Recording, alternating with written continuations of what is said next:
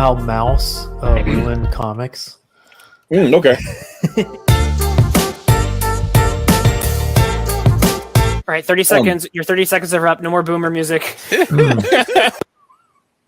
Ladies and gentlemen, children of all ages, it is yet another Wednesday and a New Year edition of the Mattriarchy. We are here joined today by you lousy kids, also known as Michael the Hutch Hutchison. We have Twitless and Cartoonicus, and we are here today to talk about public domain. Isn't that sound exciting? Yay! So I have two sons. They're both grown, and they both live with me right now. School things, the whole business. And my oldest is preparing to go to law school, and so I said, hey, we're probably going to be short today, and with our number of people we often have, and if you want to talk about public domain, and he says, yeah, that sounds real interesting, Dad. This kid reads law briefs for fun, but oh boy, doesn't want to talk to me. That's okay. So we chose the right thing to talk about tonight, didn't we? It's super exciting. Now, of course, public domain is hot on the internet right now because, as hinted in our thumbnail, which I totally stole, and by Cartoonicus's profile page here, or profile image here, the original version of Mickey Mouse, as seen in Steamboat Willie, has gone into public domain after, my God, a long time. Oh yeah. Mm-hmm. So, almost twice as long as originally intended. So let's go ahead and talk a little bit, and either of you guys can pitch this in there. What is actually, Cartoonicus? Since you brought that up there, I'm going to give the floor to you. Tell us what is the point of public domain? Well, I should have had this up actually, but believe it or not, it is written in the Constitution itself, and I feel like I really need to bring that up because let's see. You don't have a pocket constitution with you at all times? I apologize. Hey, while you're looking it up, I'm going to shout out down to Nick Mueller, who himself is a big advocate of public domain for various reasons. And so there. Hey, thanks for tuning in there, Nick.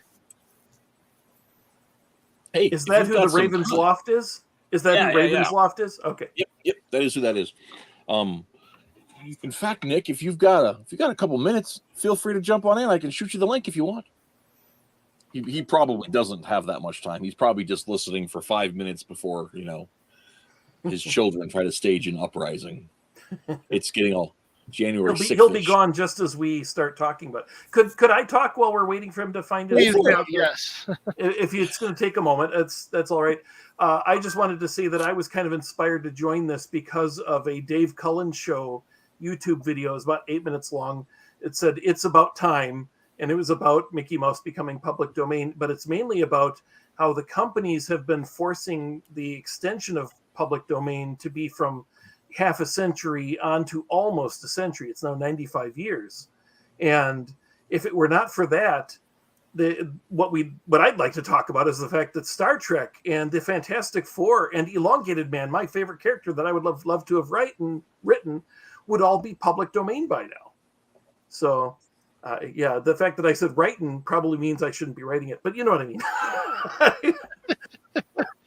I mean, the people doing all these Star Trek fan films could be making Star Trek films. Those guys who did the new seasons of Star Trek, the 4th and 5th season of Star Trek, the Further Adventures and all those guys could be making those for money, is what it would mean. Now, right. But because trademarks are different, you probably would have to change the symbol on the shirts and whatever trademarked things there are, you would have to change that, but everything else would be possible. So you might be able to do an Elongated Man, but you can't do if he had a logo, the logo you would probably have to change. If you did a character that I picked a bad one because Elongated Man doesn't have one. But if you wanted to do a character that has a logo, it probably needs to be different. Yeah, so, that was actually that was the reason why in the 80s and 90s they gave Ralph like 3 different costumes, trying to give him a look that they could copyright, that they could trademark. Yeah, Something and that the cartoon finally had like a circle with an E and an M in the circle right around here between the 2 colors, and that's kind of a nice look. Yeah. All right, here it is. Here we go. All right, so yes, in the U.S. Constitution, Article Section 8, Article 1, Section 8, Clause 8. The Congress shall have the power to promote the progress of science and useful arts by securing for limited times to authors and inventors the exclusive right to their respective writings and discoveries. Basically, if you create something cool and new, you should be able to start using that and promoting it for yourself without everybody else being able to jump on board and say, oh, now that you invented it all, created the cool new thing, I'll just do the same thing, right? Keyword there is limited. Exactly. And what happened is that somewhere along the lines, corporations figured out how to come along and be able to copyright stuff. And when it comes to corporations, those laws are just a little bit different. And when I say a little bit different, it means they can send as many lobbyists to Washington as many times as they want to keep pushing the limits of when those copyrights expire. And after Mickey Mouse was postponed, I think 3 times, people started saying, okay, hold on here. If you can just keep pushing back the expiration dates. Well, it used to be life of the author plus, I think, 50 years. That's in the case of an individual. In the case of a company owning it, it's a little different. It's actually, the current version is 95 years. No, it's only 95 because of the Sonny Bono extension. Yeah. So there was some shady and Mickey was part of that. Disney was very invested in that. So I think they sent lobbyists, but the the poster boy for that one was Sonny and Cher, basically. And he was a Republican, so they used a Republican to basically push the latest, and that basically, shy of 5 years, they basically pushed a copyright into a century. So which is, essentially 2 lifetimes, which is obviously, I think, outside the scope of what the founding fathers intended. Exactly, and when regardless, people realize that Mickey has been in copyright almost as long as Peter Pan has been out of copyright. Right? Well, it depends. Well, he's only out of copyright in the United States. I know, that's the weird thing. I've never quite gotten that part. Well, Peter Pan is Peter Pan is an exception because of the nature of how it was of who owns it. So that was I think the important things to keep in mind are that the founding father, because there's actually debate on this point. There are people we know, I can cite some names, that do not agree with the founding fathers in the Constitution. There's a couple who, like I said, who I can name drop, Doug TenNapel, Razor Fist, or 2, who say, just doesn't quite sit well with them. They would prefer to have the ability to allow copyright to be passed down and inherited. But the as Cartoonicus brought up, which I think is very interesting, according to our founding documents, the principle is the fact that if you come up with an idea or a patent, you should be able to profit exclusively from it, basically for your lifetime and then a period of time after that. And then, but there's a limit. There's supposed to be a limit, and regardless of whatever those debates are, Steamboat Willie, that particular incarnation of Mickey Mouse, its time has come. No more extensions, no more stays of execution, as it were. It's over. So he is now. Of course, when you think about it, the fact that Aladdin, Cinderella, Snow White, Peter Pan, Pinocchio, The Little Mermaid, when you realize that Disney, of all companies, has basically made their company based off public domain, Mm-hmm. and yet they're the ones who will hold tight-fisted to it just as easily forever if they could. Ichabod Crane, Mr. Toad. Yeah, we could keep I could going go forever. Yeah. Yeah.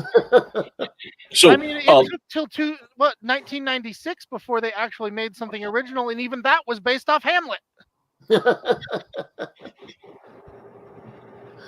That's true. What about the Aristocats? the Aristocats, I think, may have been I a think that's book. Yeah. Oh, really? Oh, okay. Yeah. Almost nothing that Disney has come up with ever has actually been an original idea. Well, they had some of their live action stuff. The Shaggy Dog, I think, was no, that wasn't. I can't remember. It gets to a point where it gets hard to find because the ones you go, oh, that one must have been, and then you go, no, that's actually some book from the Victorian Exactly, period. right? Yeah. Unidentified Flying Oddball was just the spaceman in King Arthur's court, which is the name they gave it when it was on TV. Yeah, everything is just an adaptation of something else.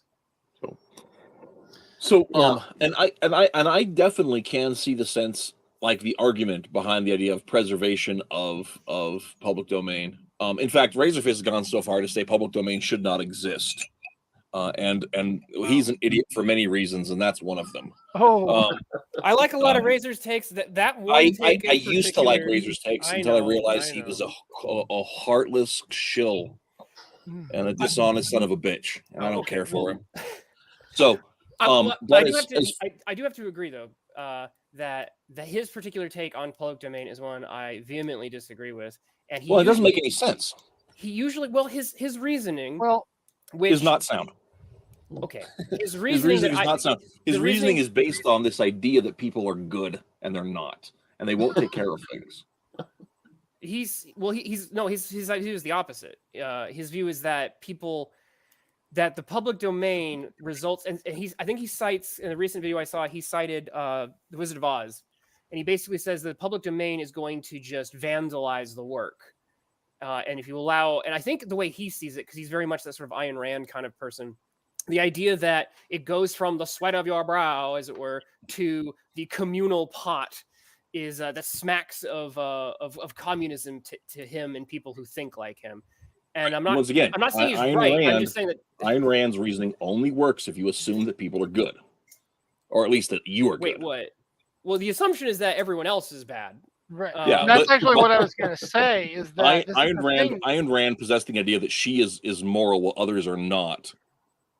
Is laughable and stupid, and it's an understandable view from an artist, or a writer that I love my stuff, and nobody should be taking that away from me. And but the irony is, when we look at the last 6,000 years, which has mostly been public domain, and we all love using that, but then we don't want anybody else to use our work.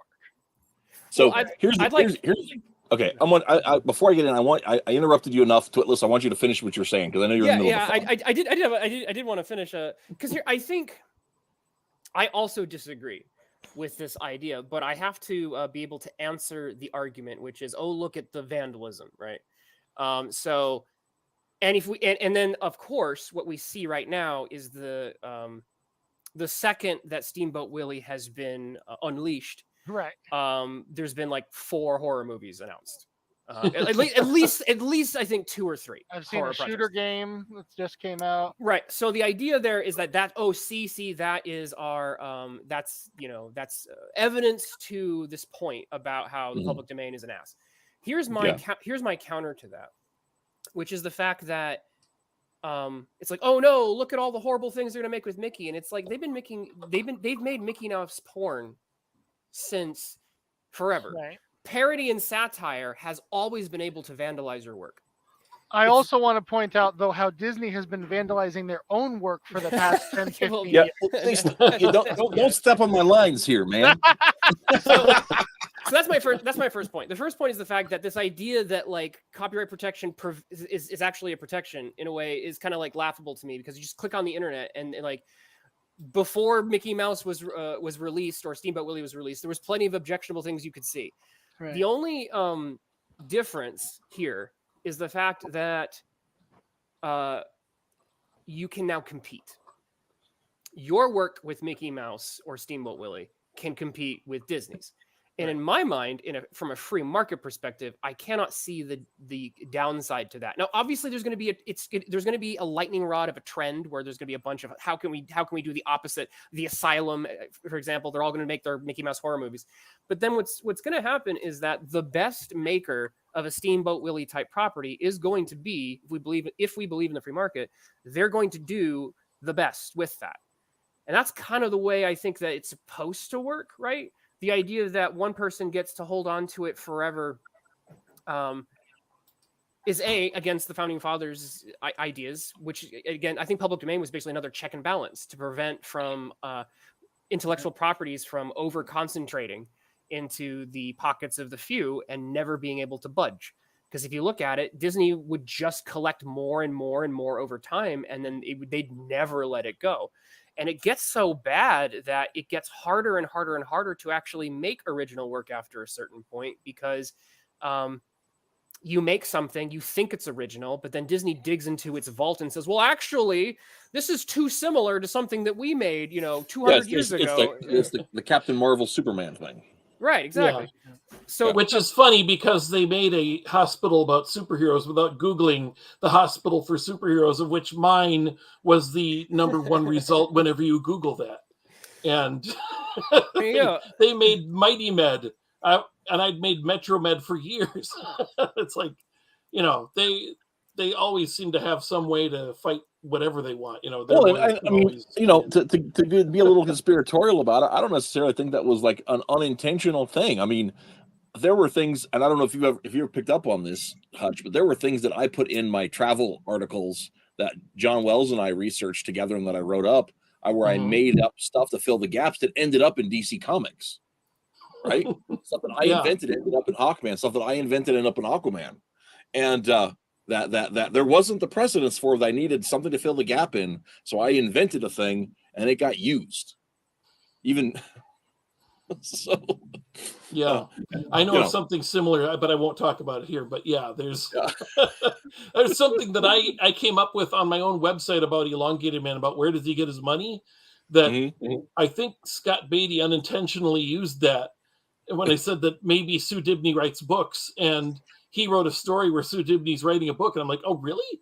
I just kind of theorized that. I think he might have forgotten that. I don't know. I don't know that he read it or not. I'm just saying, that there was one story once, but it was an imaginary story where she had written a biography of Ralph. But right. It's like, I don't know. Sometimes I know a lot of people who have written stuff on their websites as fanfic, and it got mixed up with, I believe I've read that somewhere, that's the case about this character. It happens more than you think. Yeah. So. I did want to mention, by the way, when we were talking about all the things that Disney has, used that were public domain, I think it was interesting that they had The Great Mouse Detective, which was an adaptation of a book which used Sherlock Holmes, which probably wasn't in public domain, but they were able to avoid it by not actually mentioning. They just mentioned that this was a mouse hole at 221B Baker Street, and never actually showing the detective at the time. But it's like now I believe Sherlock Holmes is public domain. And that's the next point I wanted to bring up. If I could just finish. I was just going to mention that Sherlock Holmes is a character that's fallen into the public domain at some point, and we aren't awash in, we aren't drowning in Sherlock Holmes projects. There was rival modern Sherlock Holmes shows, the Sherlock Holmes adaptation with Cumberbatch and Elementary. There's all kinds of interesting takes on it, like one of my favorite, Without a Clue, with Michael Caine and Ben Kingsley, which was where Sherlock Holmes is an idiot actor who was hired by the doctor as a cover, and I love that movie. There's a lot of interesting stuff, but we're not drowning in them at any point. I think if something such as Star Trek had become public domain, that would be different. But there you go. Graham Nolan did that at midnight on midnight of 2024 when it became public domain. Bam, there he is. First public domain use of Mickey Mouse. Yeah. Yeah.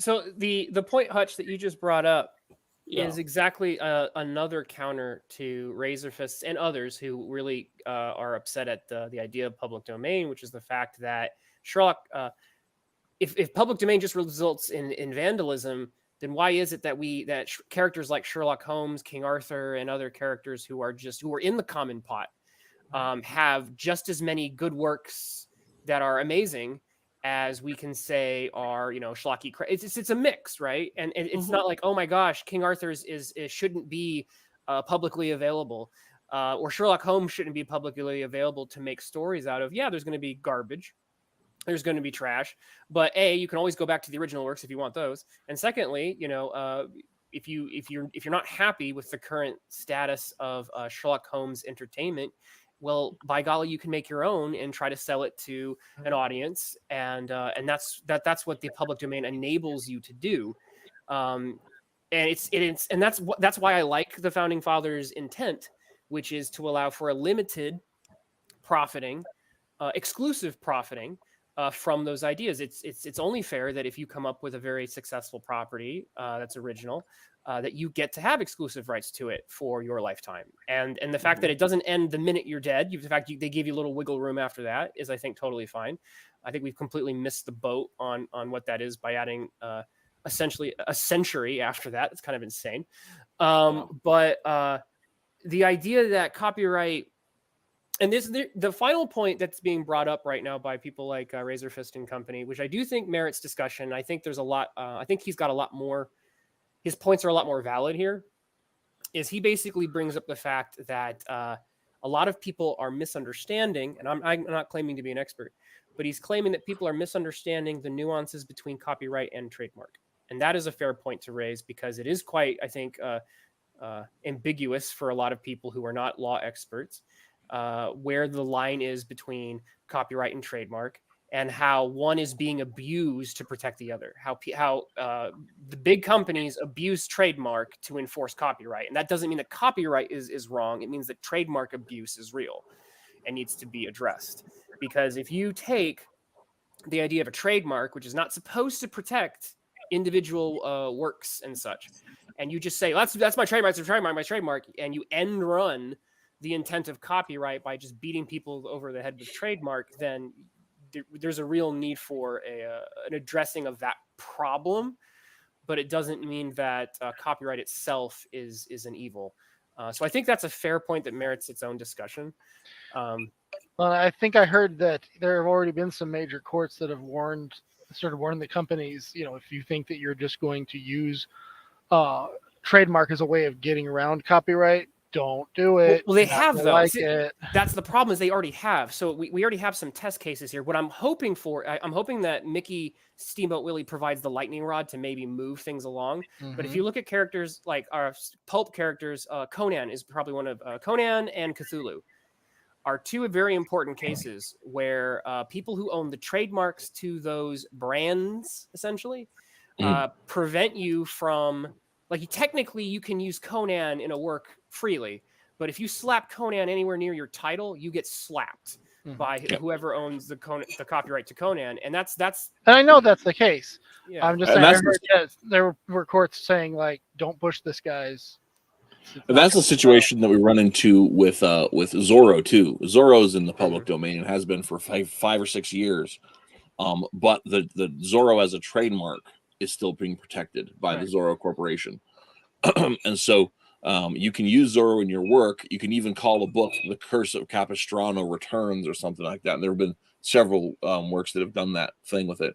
But if you want Zorro in the name of it, then the corporation still owns the trademark on Zorro as a name. I think it was more. And I have a huge problem with that, especially when we start talking about superheroes, because we get into very Zorro is probably a liminal case, but when we get into characters like Superman, their name is their character. There is no separating the two. Well, I think it's silly. Too. I agree. Well, true, but I think it's even more. I think you can make an even stronger case for something like Superman. Superman wears his name on his chest. If you can try to claim, like Zorro, at least, like, he doesn't wear the Z on his chest, but like when you take Superman and Spider-Man and Batman and you try to claim that, like, I can trademark the name and somehow also, like, they're the same. The name is the character. And the idea that you can try and separate the two, I think, is laughable. So I really think that if not Mickey Mouse, I think that when the superheroes, I think was it Superman comes free in 2030, so we got about 6 years. I think that Superman will be the real lightning rod for where are those lines? Because go ahead. But when Superman, sorry. I was going to say, hit some stuff from the. Go ahead. You go ahead. Hit some stuff from the chat really quick.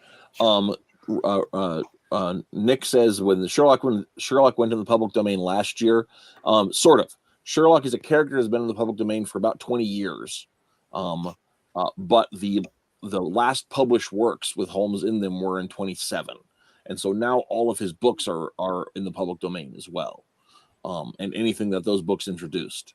So the character himself has been available to be used for at least 20 years, probably longer. But because he first started publishing in the 1880s, if I recall right. But the stories he published for so long that not all the stories were in the public domain. So no, when Superman becomes public domain, it's just him and holding up the car overhead. You've got Clark Kent and you've got Lois Lane and the what is it? The Star is what he's working for. It doesn't become the Daily Planet for a while, but you're a long ways off from Kryptonite, Jimmy Olsen, Lex Luthor, all those things that came along years later. And so, if you're waiting to do a real Superman like we would recognize, he isn't even flying until the Fleischer cartoons made him fly, just because it was easier than having to jump and animate the motion of jumping every time he moves. So they said, can we just have him fly? And so so you actually have an underpowered Superman, which is more interesting, but you just have that character and Lois Lane, and he's a reporter, and that's and Krypton. You have that. There's but the I've got an actual explanation of that right here. In fact, this guy found some comics, and this guy did some great illustration of this, where cool, Steamboat Willie, right? And then he puts it on, and here we go. We're having fun. Hey, let's see what else is in this box here. Ooh, let's try this on. Boom. That's not a lot. Right. Then he did another one. Oh, where is it? Oh, gonna do that. All right, looking through the box again. I cannot believe this is literally an argument that is going on right now. But yes, people are, or companies anyway, they're just trying to argue that the gloves are specifically, part of a later version of Mickey Mouse. They're arguing about the anatomy. They're arguing about his ears and his eyes at this point. Yeah. They're going to be hashing those out, like whether or not you can use like his eyes inside white pupils. Or the size of his ears, which I think I feel like we're going to be into some interesting territory, because because you can't copyright style, and style is going to start playing into this if you get it down to every little. I know. That's what I'm saying. Like, so there are going to be some court cases, but I think here's an interesting thing. Here's a canary in the coal mine. Back in the day, I'm sure Hutch and Reese are familiar with this. Back in the day, the actual word superhero was a shared copyright between Marvel and DC. Now, what's interesting, and there were some lawsuits, people who, like, if you put the word superhero in the title of your book, you could get a letter from either of them. Yeah. But Superhero Happy Hour had to become Hero Happy Hour. Yeah. But asterisk. If you go to the copyright database right now and you type in the words superhero, you will see that there are some active copyrights. And I think trademarks, I'm trying to remember. It might have been trademark. But basically, people are starting to put superhero in their works, and they are unchallenged. And so what I believe both Marvel and DC are realizing is that, just like Xerox, superhero, especially in today's world, since the movies have become super popular, the term superhero is genericized, and I think Marvel and DC decided to just kind of let that one lapse. It's a genre. There was no. I'm sorry. It's a genre, right? Exactly. Yeah. You can't. Yeah, exactly. Well, and the ironic thing about all that is it had already been genericized. I mean, from the time that the word cropped up. Sure. It was already genericized. But they were able to for quite a while until I think very recently maintain it. But now, like I said, you can see unchallenged usages of it. So I think they've given up because they wouldn't just let it slip. We are seeing some interesting changes. And I do think there's going to be some interesting opportunities. Well, you say they wouldn't let it slip, but DC let Captain Marvel slip. No, that's But we'll do you never think- understand that one. All right, so Marvel and DC being owned by Disney, both letting two major no, that was a choice. You know, I give you what that. you're saying. I see what you're saying. You have a point. Your statement does fulfill Occam's razor. Right. I'm not disagreeing with you. I'm just saying you say it couldn't happen, and I'm like, we haven't had a Captain Marvel, a proper Captain Marvel comic in 50 years. That is Zocho here though does make a good point though. It's like trying to copyright a kaiju. Yeah. Right, but for years they had a shared one, which is the weirdest thing. I remember, I think it was Shane Davis who brought it up. I had no clue. I was like, oh yeah, Marvel and DC shared a trademark or copyright thing. Yeah, I know, that is weird. It was the most bizarre thing I ever heard. Well, and so, look at this picture, right? People are pointing out the actual opening card of Steamboat Willie showed Mickey with gloves. So it's like, yeah, you can't do that, right? But apparently the court still struck it down because trademark. Bam. Right. Fizz brings up DC didn't own Captain Marvel until the 70s. And that's mostly true. But they did own some of the stories. They had purchased some of the stories from Fox. They had to they were still licensing for it, but they did not technically own all of them till then. But what if Tom Mix? I had to look up who was the first cowboy star, and it was Tom Mix. And what if he had said, "Hey, Western cowboy, those are, I own them. No, you can't ever use them." Well, I don't think he would have gotten away with cowboy.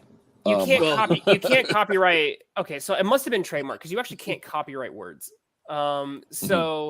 Yeah, I think it must have. Yeah. I think superhero was a shared trademark between Marvel and DC. Yeah, trademark. You can trademark words, and that goes back to the questions that we're having. Yeah, when Disney managed to pull Wando and Pietro from Sony in order to do Age of Ultron, they had to completely separate them from the X-Men universe as part of the agreement, right?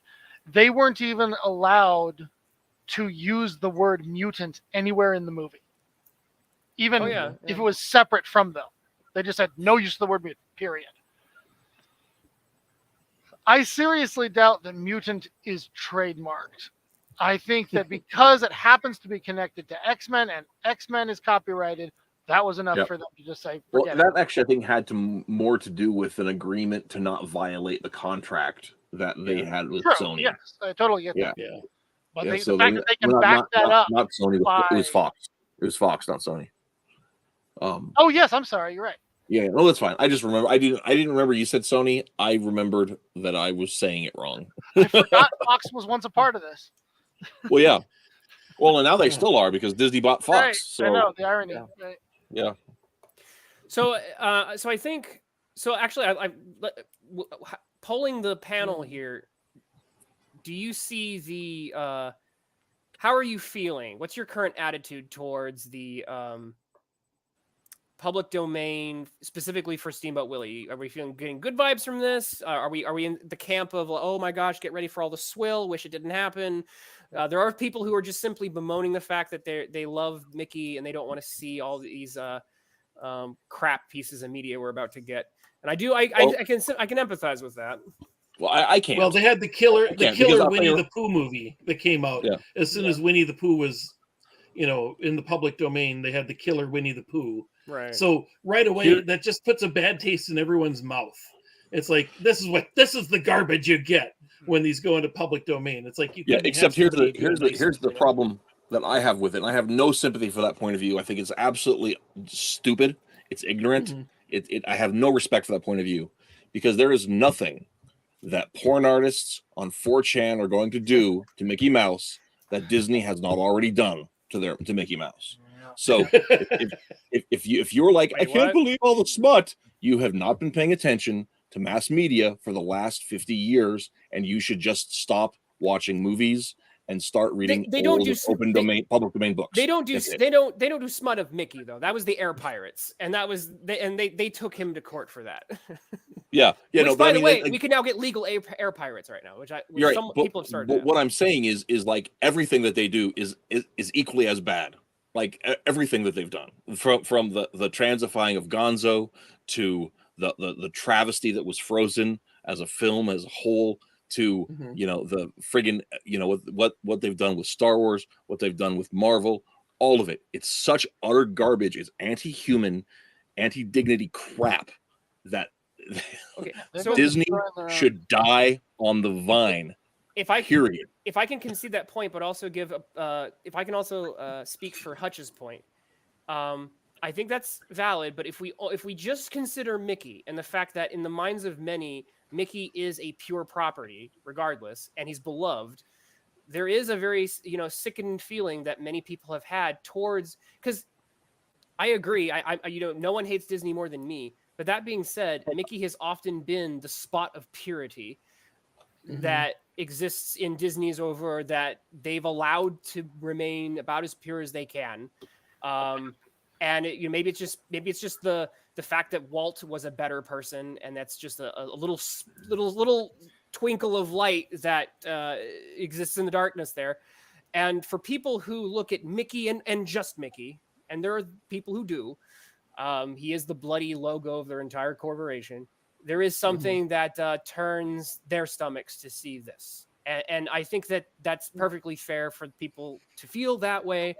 But like, what's our response to that? Or what are our feelings on that point? Well, if I could say something first, Disney has never made a feature-length movie. The way they made Goofy movie with Goofy, they've never made a feature-length Mickey Mouse movie. They haven't done anything with Mickey, the clock washers and all those cool cartoons. Those are like from the 50s, and then they stopped making shorts with him.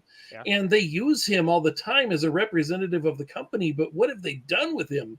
It's like, even when he shows up in Roger Rabbit, he's boring. Bugs is interesting. Mickey is like too clean to do anything mean to the guy who's falling to his death. But Bugs hands him a spare, which turns out to be a spare tire. And it's funny, Mickey is like, people were saying, should Mickey even go along with that? He's too clean. He doesn't do anything. They haven't done anything with. They made an interesting video game that they did with him, where he rescues his brother, who, by the way, they had to purchase from somebody else. Waldo Rabbit, they had to trade him, and now Waldo would also be public domain very soon, if not already. Oswald. But what's that? Oswald, sorry. Right here on my screen. Okay, sorry. Oh, yeah, okay. Well, I'm just saying those he's it's it works. Yeah.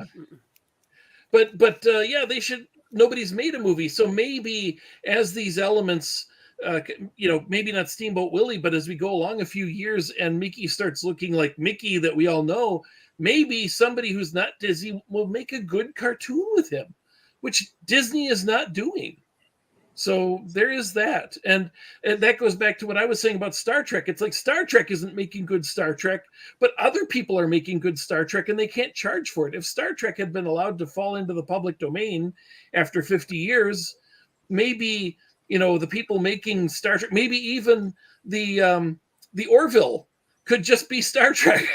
Could be a Star Trek made by another company, and also fans would be making their own. They could all charge for them. The money would go to the ones that we actually appreciate. And I like a lot of the fan made Star Trek better than the stuff that Paramount's putting out.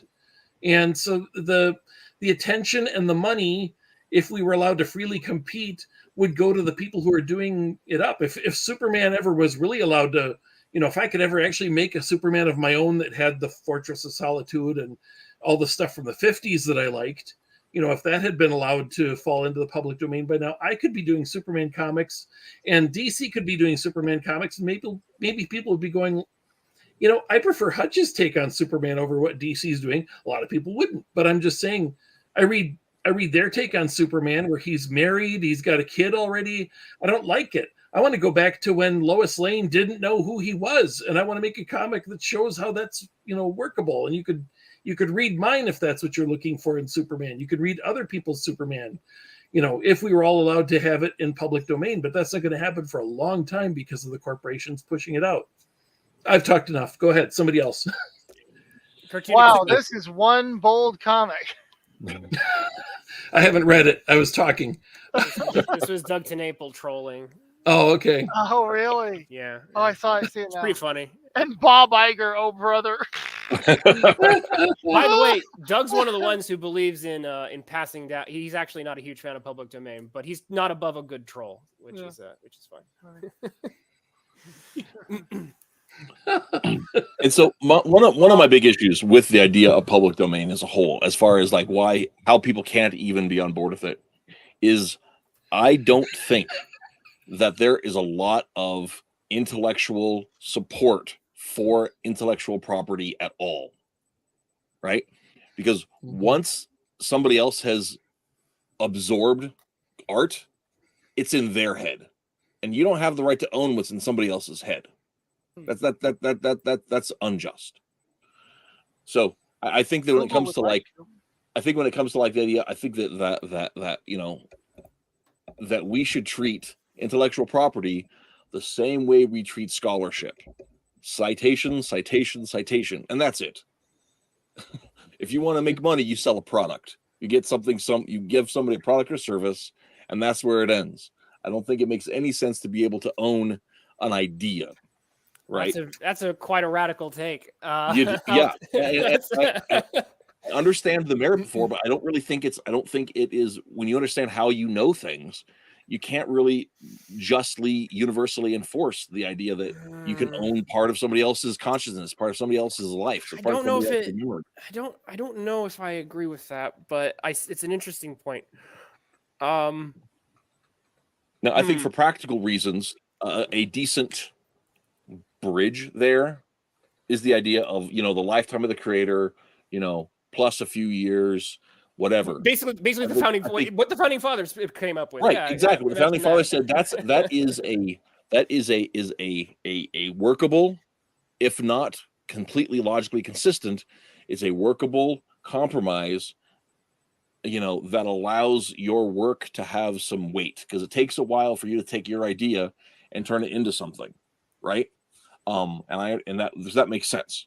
But it's fair too, because it allows for it protects smaller people against predators, because it would be so easy under the radical idea you're proposing for Disney, for example, to just take small people ideas, profit off them, and make it impossible for that small person just because they have a larger megaphone.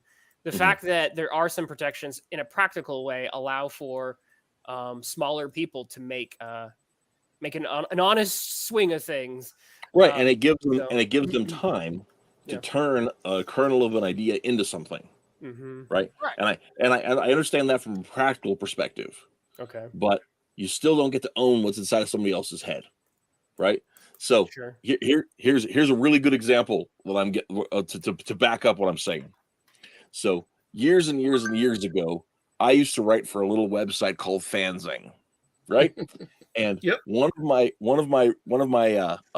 Hutch, I think I may have told you this before. One of the things that I did for the thing was a series of features of travel guides to the DC universe.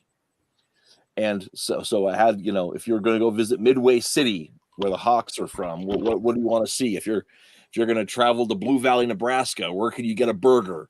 All this kind of stuff. And I worked with John Wells, who's a fairly well-known comic historian, a lay historian, to get all these little geographic tidbits from the comics of the past, and I put them together into these things. Well, occasionally I had pieces that didn't have a way to fit together, or bits of history that had never been explored but needed to make it make sense. So I would occasionally invent things. I would make up details that may or may not have been there. And occasionally some of the things I made up and sent out to the internet ended up in DC Comics. Somebody was reading my articles. I can't be mad, right? Because I put those ideas out there to the internet. I gave them out for for those free. For those of you who don't know the inside joke, I was the editor of that fanzine back then. That's why why we're talking about it. But yes, this is true. That's how I met Hutch. Yeah. Yes, you're making up some things along with all these things that John Wells and you are remembering that are canon. So you're mixing canon and your own stuff. Yeah. And some of the stuff that I made up became canon because writers at DC read it and thought it was cool. And there's no way we're looking at, because there were a couple of these details that are too specific. Yeah. They're just too specific to be accidentally there. And, and that's the way it is, though. I put it out there on the internet. I set it out there for free. It's anybody's out there. I have no way to even, I know where they came from, but I have no way to prove they know where it came from. Or you see what I'm saying? You've got Paul Motti and Gray working on Hawkman. There's no reason to think that they knew that I made it up. There's no reason to think that they remembered where they read it. It just was out there. Yeah. And but it's that way with like a ton of other stuff, because we live as composites of our experience. And I just don't think that while I think it's fair to make money off the sweat of your brow, I don't think it's fair to keep other people from making money off the sweat of theirs. So that's where I'm coming from with that. Well, Cartoonicus, what do you feel about Steamboat Willie being public domain? You happy with this news? What about all these horror products we're going to get? I know you're not a huge fan of that. So the fact that you're going to get, same thing with Winnie the Pooh, right? You're going to get these things for two particular reasons. One, there are going to be people who are eager to do something crazy and shocking on purpose. Two, because Steamboat Willie has fallen into public domain does not mean that Mickey Mouse is up for fair game, right? We've covered that. And so these companies find themselves, or these people who want to do something, find themselves restricted out the wazoo with what they can use, how they can use it. You can make a cartoon about Felix the Cat, but don't you dare use the bag of tricks, right? And so they're having to find these clever ways of using an IP, probably just to get the attention from it being an IP, but being actually able to create something out of it. I think a lot of them are experimenting. They're probably purposefully trying to stick it to the very big companies that they think are, or they feel are limiting them. Say, there, take that. I'll take a Winnie the Pooh horror movie. And so as a result, it is going to take a long time before the Mickey we all know is actually available, for people to use. One thing I do worry about, right, is because we're seeing how, ridiculously complex this is, where we can go right down to the concept of whether or not he should be wearing gloves, how you design his ears and all this stuff. There's going to be far too many people who are just going to hear in the news, hey, Mickey is now fair game. And they're going to jump on it, and they're not going to have any clue what they're doing, and they're going to break copyright and trademark laws left and right. And if Disney is smart, they might just choose to start suing people right and left in order to scare us all. Oh, no. We don't know what we're doing. We don't know what to do, what we can do, what we can't do. Maybe it's better just to lay off them. I hate to tell you, that's standard practice, by the way. That's just how trademark. So the idea, if you do not rigorously defend your trademark, you lose it anyway. And so that's the other thing, right? Right. So even if there's a whiff of a possibility, Disney's going to send a cease and desist notice. Yeah. So here's the thing, though. This could be chaotic in the next coming years. Well, and see, part of my thing is I don't know that Disney can afford any more bad press. That is true. I mean, that's the other side. They are sinking like a rock. I think it's the reason they did not push for another extension. Is that they knew they were going to be pushing their luck if they did, and it was time to try to defend this in other ways. The internet age made it so many people were paying attention. They weren't going to get away with another Exactly. extension. It just Right. wasn't going to happen. They're going to push again, and Ron DeSantis is going to say, "Now it's 50 years in Florida." But like you say, at the same time, they have to defend their trademark, or they could be in trouble. So I don't know if there's a winning scenario for them necessarily. Mhm. I have a winning scenario. Make better Mickey Mouse cartoons. Imagine that's that. the bottom line. Yeah, I mean, because that's the thing is, like, if we're sitting here, we have, I mean, all of us on this panel in one way or another, but like Hutch and I have been complaining about the quality of DC Comics for decades of shouting into the ether, just asking, begging people to spend more time on better stories Fair and enough. staying true to the characters they've had in there. And this is, like I said, I have no hope, no respect when people say, "Oh, do you think the next, X from your childhood is going to be good?" No, Hollywood had its shot, man. It's over. Don't believe it. I can't. I don't believe it's possible. But Guardians of the Galaxy was really good. I do not believe that is true. Aquaman 2 is good though. I did not care for that movie. I think the I point enjoyed that Aquaman. Reese is making here is that Really? these products, it's like we care about these products, and these huge corporations, despite the fact that huge corporation, I mean, G.I. Joe was always owned by a huge corporation, but way back when they had people running that ship that really cared about it.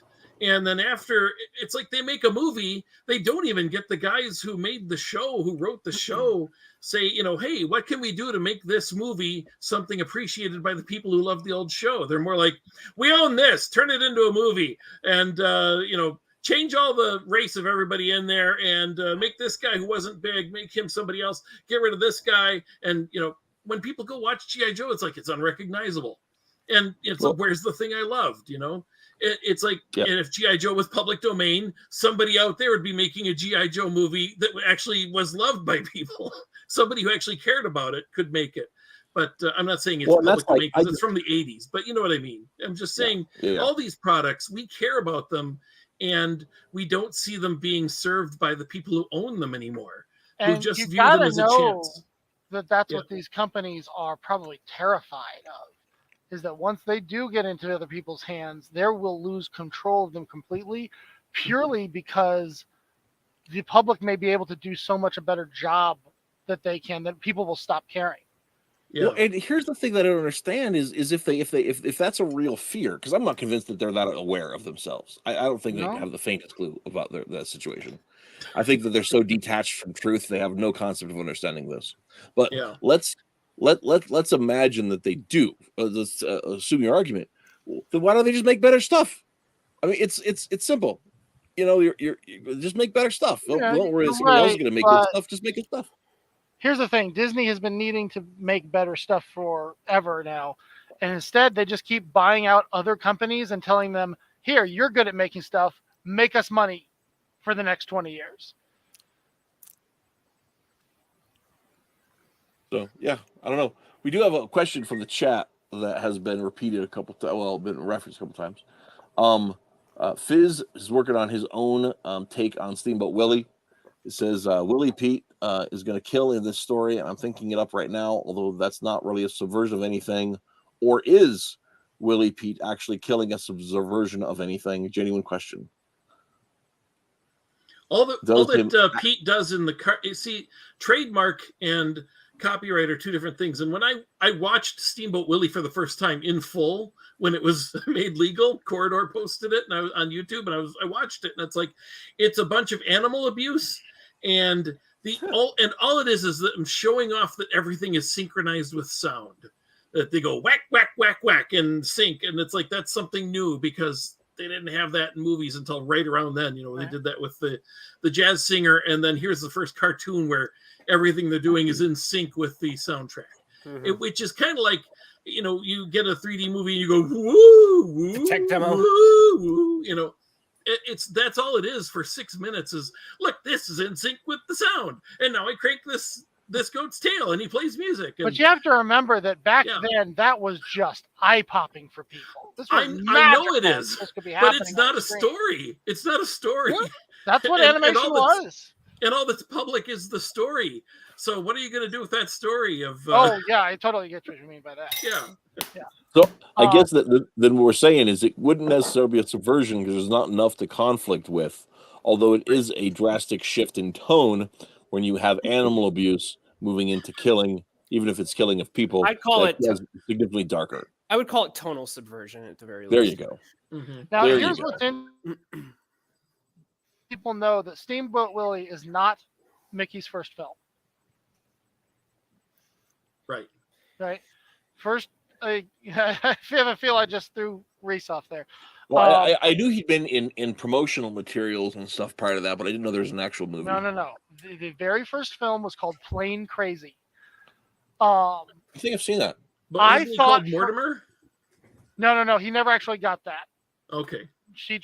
Lily and Disney came up with the name Mickey before they actually got to film. Okay. However, was not aware of this. I always just assumed that Disney was ashamed of the film because there's certain things that happen, and they tried to pretend that it didn't exist. And Steamboat Willie's something big and sensational that they can put out there for us and put in our memories and our nostalgia. No, it actually turns out that when Plain Crazy was released first, it was only released for a test audience and never copyrighted, apparently. So it has been in public domain practically forever, at least the silent version of it. What ended up happening was Steamboat Willie ended up being released first. So in that sense, it is technically Mickey's film, and it is thus the first to fall into copyright. The actual sound version of Plain Crazy will not be falling into public domain until next year.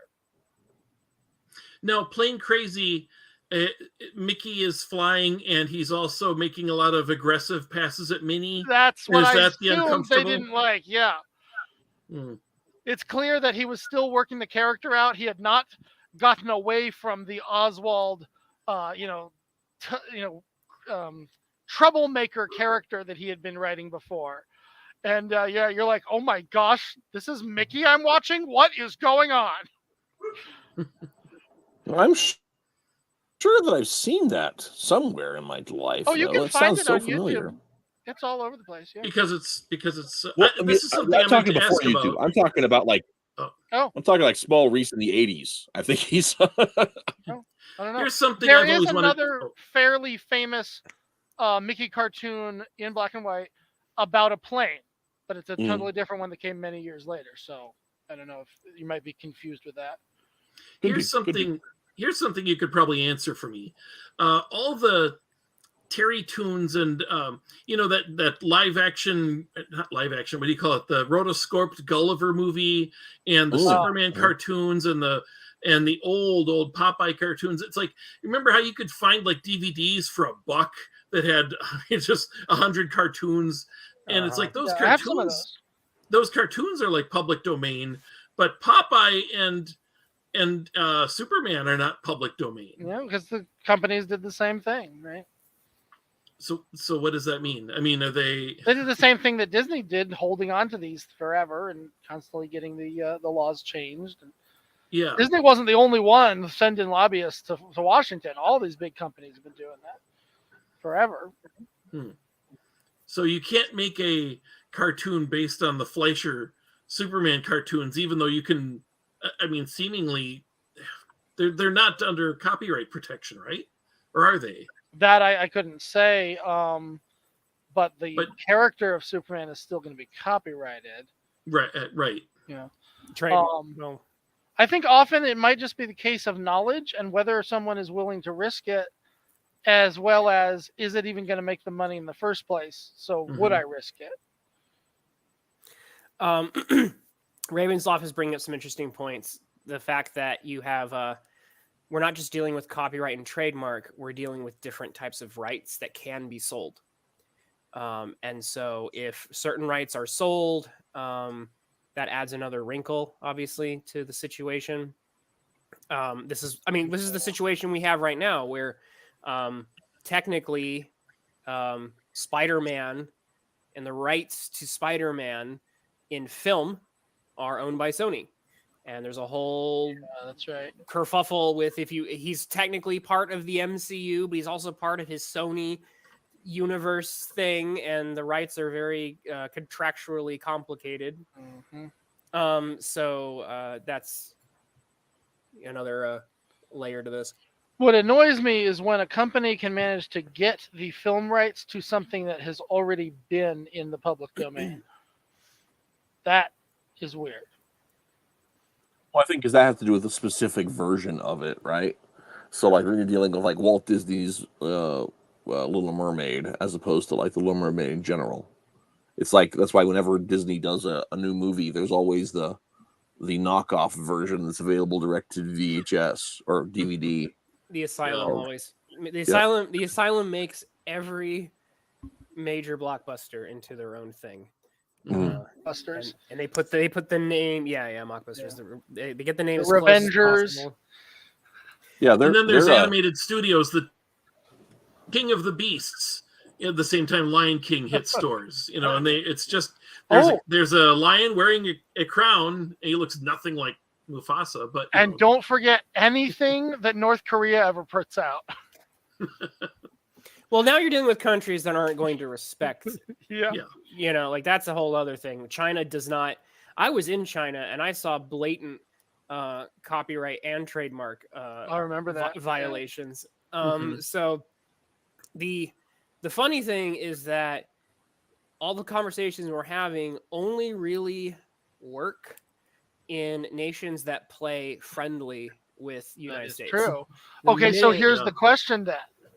Does the Chinese version of Star Wars fit within copyright within American law?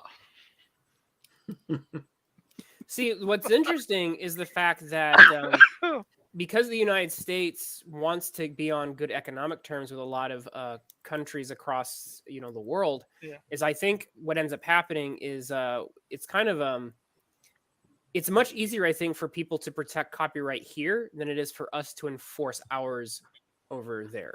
Fair enough. So like we want Chinese money. And so if China or Japan says, hey, because like we know like Nintendo, right, is very draconian about enforcing their intellectual property, but so is Toho. So if you name something Godzilla in the name, like expect a call from Toho. And they wait, is that accurate? Godzilla versus Gojira? There was a recent case, a brewery, like a local brewery, wanted to make a Godzilla brew. And they got a no from Toho. Interesting. So probably those wouldn't be enforceable though. That's since it's cross mediums. No, they. No, because like DC, the Beatles sued Steve Jobs and Steve Wozniak over Apple computers, and because these can't use the name Apple because we're Apple Studios, that confuse people, and Apple's like. We make computers, not music.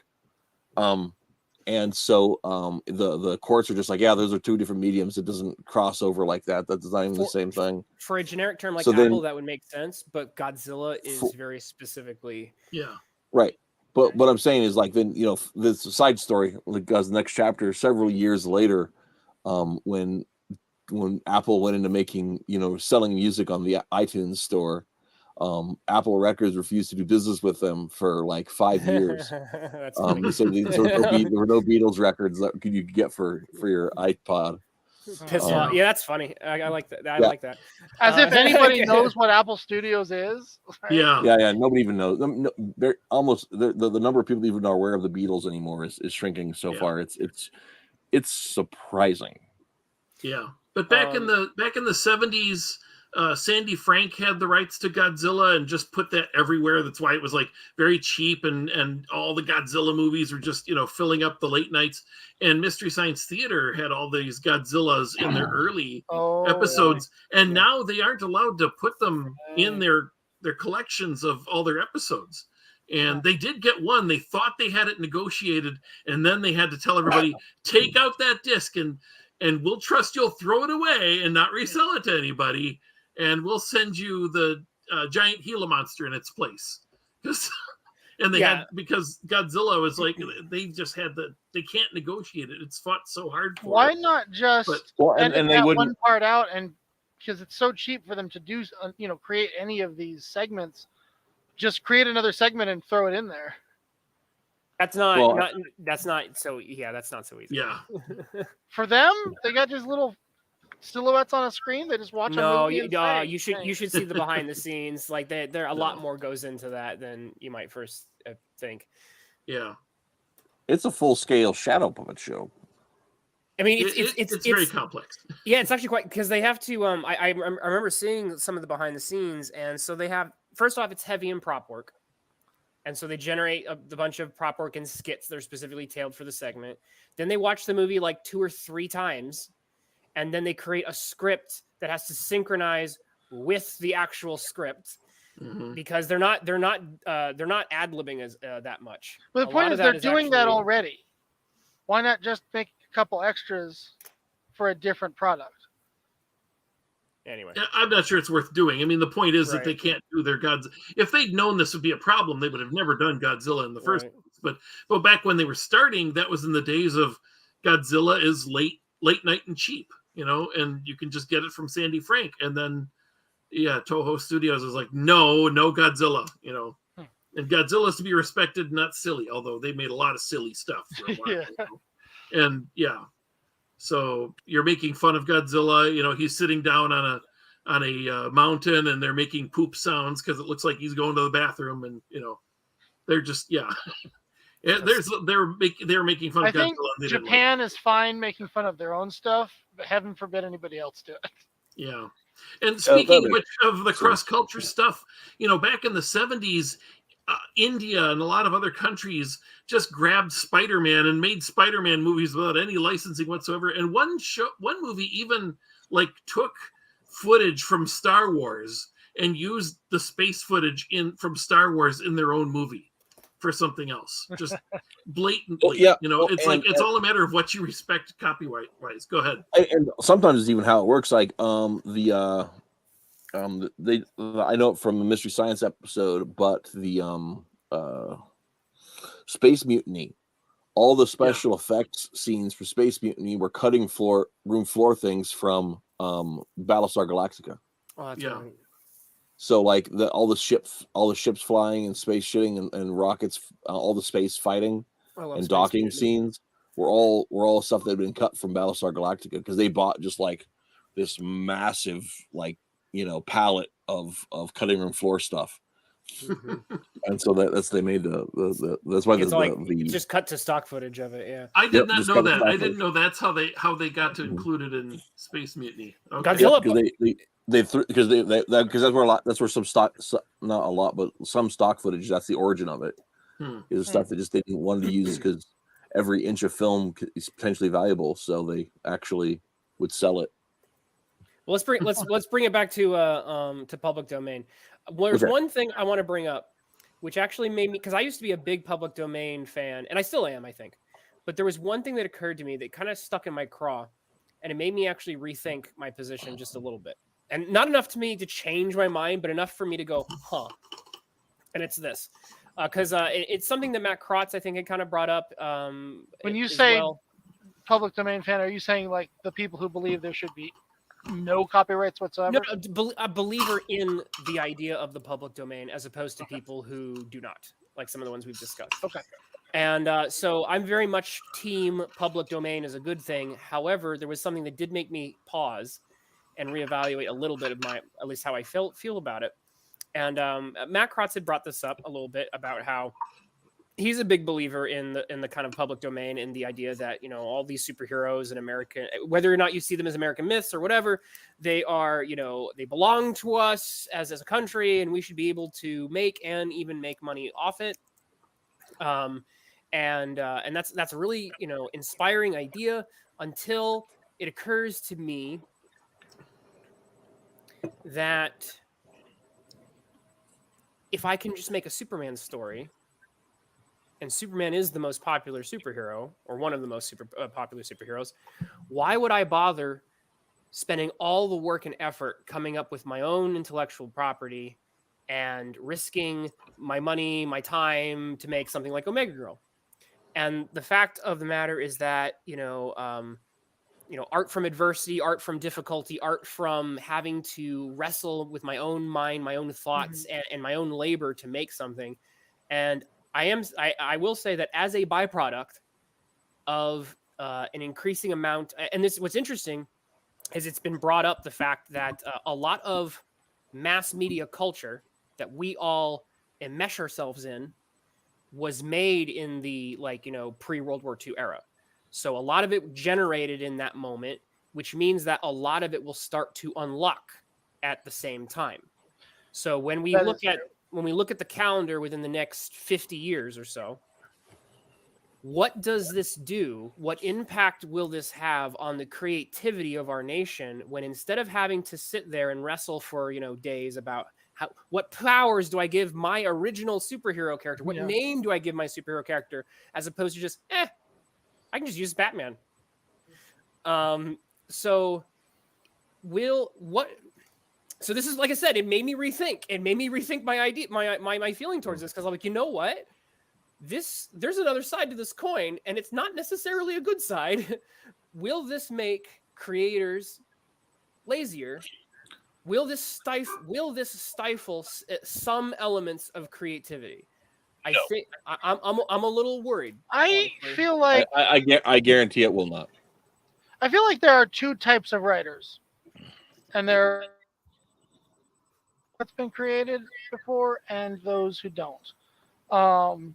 And you can see that in all the fan fiction that's out there, right? People will latch on to something they love, like, say, My Little Pony, and they will obsess over it, and that's all they can do. That's all they can think of. And then there are other people who just say, you know what? I came up with a brilliant idea, and I want to work on that. There's also people who will, think of something like, and I know it was technically owned by Disney, but not all of it. Everything they ever used was one of their copyrights. Think of a show like, what was it called? Once Upon a Time, which is all about taking all these old stories and putting spins on them, right? We do that all the time, particularly with stuff that is in the public domain and has been forever. It's like you're saying, this is kind of a new territory for us, because all this stuff that has been famous for so long and owned by big companies who made them famous for so long is suddenly going to become available very quickly. And we're not ready for that. None of us were aware when Peter Pan went into public domain, right? We just looked up one day in the 2020s and somebody said, oh yeah, I guess that isn't copyrighted, is it? Right? Now things like Pooh, things like Mickey, things like Superman, they're all going to be making the news. And that is going to put us in a different situation. But I think you'll see that separation as a result of people who want to jump on that, and they'll basically continue making their own fan fiction, except that maybe they can sell it. And you know what's probably going to happen is that there's going to be so much flooding of the market that's out there that nobody cares. Yeah. Right? Because, like, why would I want to pay for your Superman fan fiction if I can just write my own? So my Right. point, the point that I've got that I'm still struggling with is someone brought My Little Pony, and there was a My Little Pony fan game, and it was supposed to be like a fighting game. Them fighting herds, yeah. Well, it started off being just My Little Pony, and because the creators wanted to make money, they made their own property. Right. That's the point I'm making, is that without the property being owned by someone else, this group of people would have simply just made they wouldn't have made their own property. And that's where I'm saying, I feel like somewhere something is going to be lost that we could have gotten purely original, even if it's strongly influenced by something. The fact that, and that's what I'm saying, is like all at once, within a span of certain years, we're going to get these gluts of like so much of Marvel got made so very fast within the 60s, right? So when those start to unlock, it's going to be like dominoes. So do you want to know the lie you're telling yourself? I'm not telling a lie. Come on. You are absolutely telling yourself a lie. I am not. Yeah. He's saying you don't know it necessarily, I think. No, that's not what I'm saying. That's not what I'm saying. I'm saying original stories don't exist. Oh, okay. Everything you do is Well, you copied know what? off It's something interesting. else. I was going to bring this up in a Everything you way. do is copied off of something else. Is copied off of something else. That is not the point I'm making. And that's not the point I'm making, and you know it. The point I'm making is the fact. No, I don't think. The point I am making. No, let me say the point I'm making. Okay. Before you tell me I'm not making the point I'm making. Okay. So fair enough. The point I'm making is the fact that if I make a character who is definitely influenced, heavily so, from something in my mind, because ontologically, yes, I concede the point that there's not the Ecclesiastes. There's nothing new under the sun. Yes, I acknowledge the truth of that. Okay, what I'm saying, it's such a popcorn. Popcorn. I'm just doing the popcorn thing, just watching the fight going on. This is not fun. The point that I want to make, the point that I really want to discuss, the thing that interests me, and the concern that I have isn't the ontological one. The concern I have is the fact that there is a difference. There is a difference. It may be, it might be debatable what the difference is, but there is a difference between them's fighting herds and then just flat out copy paste the My Little Pony into the fighting game. There is a difference between my Omega Girl character and Supergirl. There is a difference between the properties that we have created that are very clearly nothing new under the sun. There's a difference. And that difference makes all the difference to people who enjoy what we make. Right. So here's the situation. Almost done. So my end point is the fact that without that difference that makes all the difference, I do feel like something is lost. That is my concern. Okay. So here's why that is not an issue. I can tell you, and actually Fizz nailed it right up here earlier. Already, nobody puts any effort into creating their own superheroes. That's bullshit. I'm sorry. I completely disagree. It's an exaggeration. It is not untrue. It is most people who think that they're creative are just copying something else, and then what they end up doing is they're lazy. Most people are so painfully lazy that they can't even don't even do the mental work to understand how lazy they are. They just roll with it. It's copy and paste everything from their life already. So what you're going to have is people that are truly creative. They're going to be writing their Superman fan fiction. Oh man, this is going to be amazing. It's going to be awesome. And then you're like, except what if Superman wasn't from Kansas? I'm not really feeling Kansas. I want to write a story about a guy from Vermont. Well, I guess maybe I'll change that. If you're really creative, you'll change enough where it's not the same thing anymore, and you've got Ben and Jerry Man or whatever. That reinforces my point to an extent. So part of what I'm saying is the fact that yes, for those true artists, what you're saying is true. What I'm saying is the fact that without the copyright idea, and I hate to use the word term lazy. I think that's a little mean. But if I go along with that, it's the fact that there is either a barrier that prompts me to overcome or go around it. Without the barrier, I just walk straight on through. Right. Well, that's what most people are doing. That's what the people that are writing for DC and Marvel today are doing the exact same thing you're afraid people will be doing without it. That's a significant thing, though. But it's already happening. What's going to change it when there's 1,000 other people that are doing the same thing that friggin' that means Mika Tamaki is already doing. But that means that 1,000 more people can now just walk straight on through, take that easy route, as opposed to being prompted to do the harder one. Fanfiction.net has been around for 30 years. But people who I don't think my point is being addressed. Here's the thing. Are you suggesting that people who would otherwise be creative will be tempted into not being creative instead? So I don't like the term creative, not creative. I think that's too binary, but I would say that original then being more, let's make creative and original on a sliding scale. And then we could say, because I think that's fair. And if we say that it's going to be way easier, and therefore at the end of the day, we will get more of X and less of Y. And I think that this will result in a net, it could. I guess I can't prognosticate too much, but I feel like there is a potential to get a net negative of certain types of indie content that makes a real big difference through being different. I think what needs to be when they have access to this, and that's something that does kind of concern me as an indie creator. I think the other side of this that needs to be asked, and I don't know if we have an answer, is the question of what does the public who is consuming things actually want? Will they be more interested in these IPs simply because they're the famous IPs, or could they get sick real fast of the oversaturation? And those people who are doing something very unique are the ones who then end up standing out. Mm-hmm. Oh. Again, I don't know if we can actually predict that or not. But I think it is worth, just thinking about. I'm with him. If I may use myself as an example, as a creator, right? Because I've got lots of plans for stories I'm writing for the future and things I'm working on right now.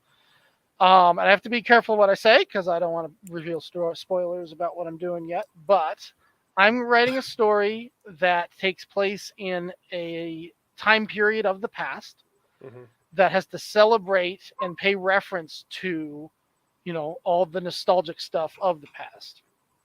At the same time, it utilizes a very particular type of genre from the past, which allows me to make, and again, kind of in that celebration, not only allowed, but almost, you might say, compelled.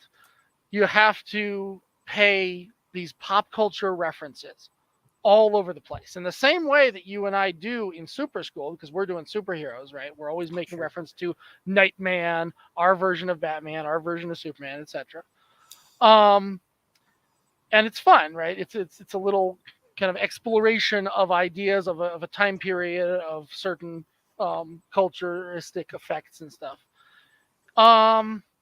If the actual versions, of these references that I'm making were suddenly in the public domain, I don't believe I would use a single one. Yeah, but that's and I would want to work with the new ideas that I have carefully crafted out of these old ideas.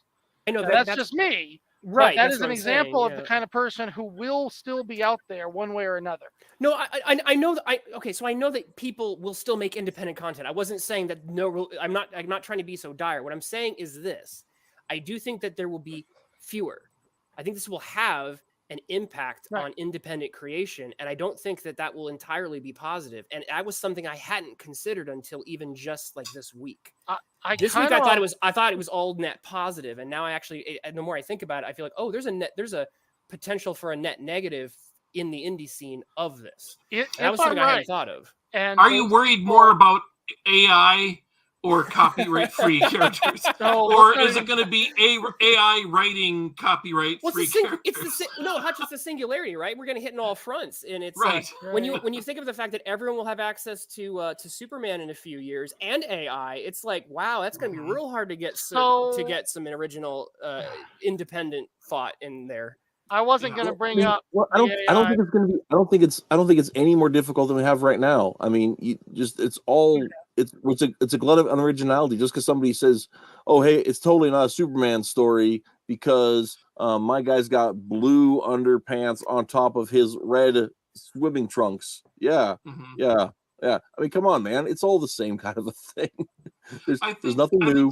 Everybody copies. Everybody, even if you try really hard not to. That is not my Reese. That's not my point. I'm saying your point is immaterial. I think your point is immaterial because this is a bigger point. My point is not scare. You're my not going to point scare is off not immaterial. My point is material. That's what I'm having a hard time. I feel like I'm not being understood. I am making a material point. Do I have to pull out the numbers? No. Let's say let me finish. Okay. Let's say we have. I'll put it in terms of 10. Let's say we have 10 creators, 10 little Indians. Okay. Mm-hmm. And as of now, 8 of them are attempting to be, actually probably the number should be different. 3 of them are being indies, and the other 7 are like just chasing the mainstream. Okay. So yes, Okay. I acknowledge that the indie is a minority, first off. Okay. What I'm saying here is the fact that this public domain let's start over again. I got to get the numbers in my head. I Okay, realize 10. did not remember. Okay, there's That's 10 fine. people. I got 10 Okay. people. 7 of them were already writing off because of your larger point about originality and corporations and swill and the glut of what you see as crap. Okay. Okay. So we're already writing off 7 of them. We're only down to 3 indie people who are trying. Okay. Now we can still ontologically, we can still say those 3 are still riffing off of ideas that are just nothing new under the sun, but they're attempting to do something different. Okay. Right. I personally appreciate those 3. Okay. What I am saying is that before this week, I thought that having access to Mickey Mouse and Superman was going to be just net positive for those 3. What I am now saying is the fact that, oh, wait a second, there's a chance now that of those 3, 1 or 2 of them may just join the other 7 in making stuff that isn't different really at all. Okay. At least in the way that. Let me finish. I'm almost done. So my point is that 1 or 2 of those remaining 3 may join the other 7 in making stuff that I do not see as different. Okay. Now I understand. Want my rebuttal? I'm saying that I'm not saying that 100% this is going to happen or any ontological point. What I'm saying is that this is a potential that I hadn't considered. It may result in something that I personally get less of what interests me. That's where I'm going with that. So 2.5 of those 3 people are already selling their fan art on Etsy. That's already happening. Okay, I give up. I cannot get my point across. Let's move on. It's already happening. That's not my point. My bloody heavens to Betsy. That's and are you seeing what I'm trying to say? I understand you're worried about the threat of original creativity, the threat to that. When let's say especially different. when look, you talk for so long. Okay, Let me talk for a second. All right. When you're saying that these compared to all the investment that has been made into popularizing these characters, for me to put the work into my own characters, which is going to be really hard to push, versus Captain America becomes available and I can just do Captain America and put Captain America out and just do that and I'm basically just regurgitating a variation on what was done with Captain America 100 years ago by that time, and then that's going to be so much easier to get success that way, that's going to be a draw, and that's your problem. Yes, and I acknowledge Reese's point, because Reese would just say that if you tried to make your own character, you're just regurgitating Captain America anyway. And I get that from an ontological level. However, what you just said, when you work hard to make your version, that matters to me.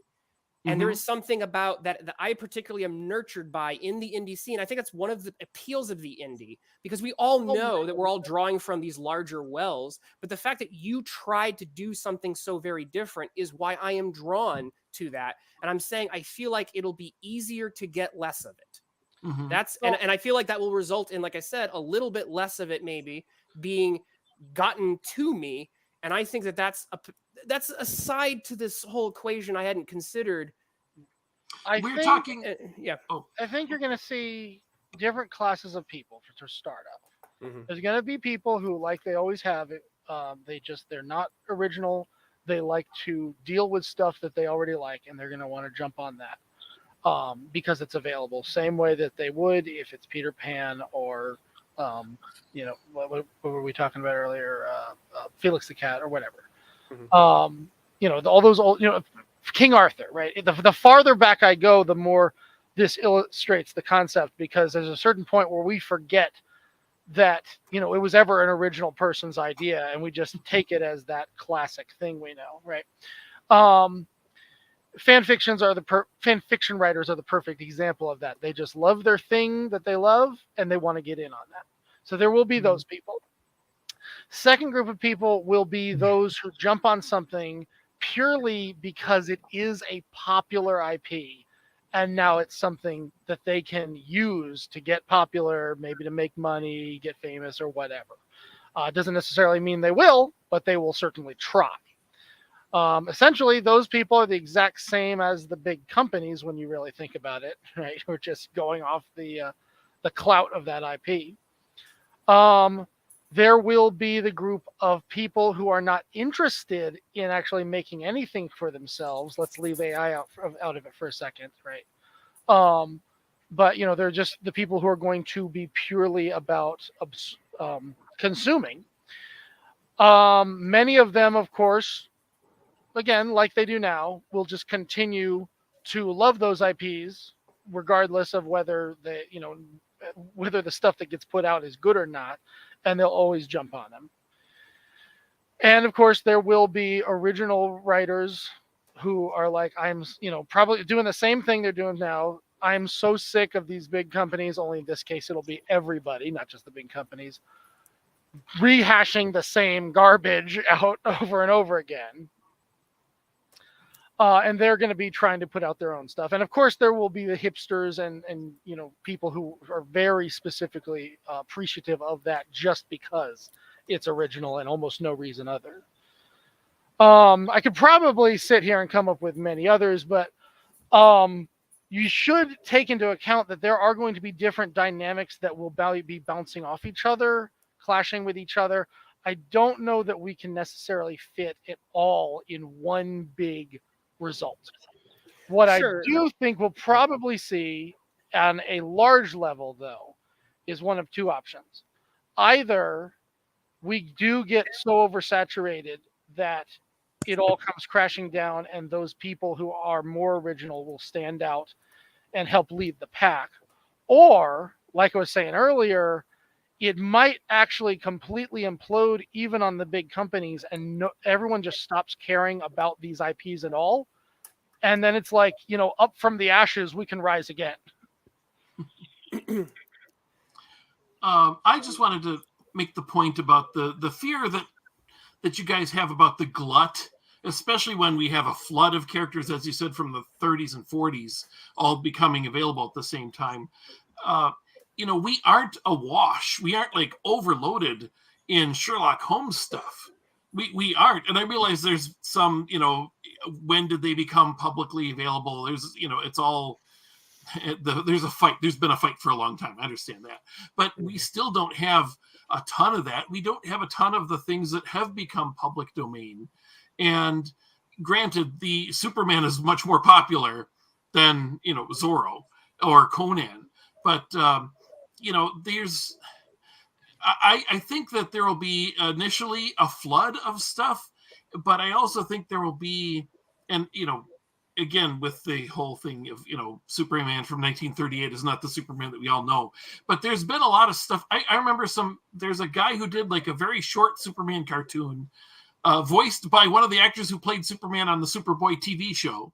And he did it for free, and it's only like 2 minutes long, and it's amazing. And everybody watching it is like, make a full length one. And it's like, well, he can't make money off of this. He can't make money off of that. Eventually, when Superman, as we know him, becomes publicly available, some people would be able to do things like that and make money off it. And some people, and once you can make money off it, yes, there will be an initial glut, but it'll be we'll love the stuff that's quality and not the stuff that's bad. And, there won't be money in making bad stuff after a very short time. Initially, there will be. But this is what it will take for superhero comics to start getting good again? I don't think necessarily. I think it'll take something like that, the actual competition, to make the big two want to make decent Superman comics again.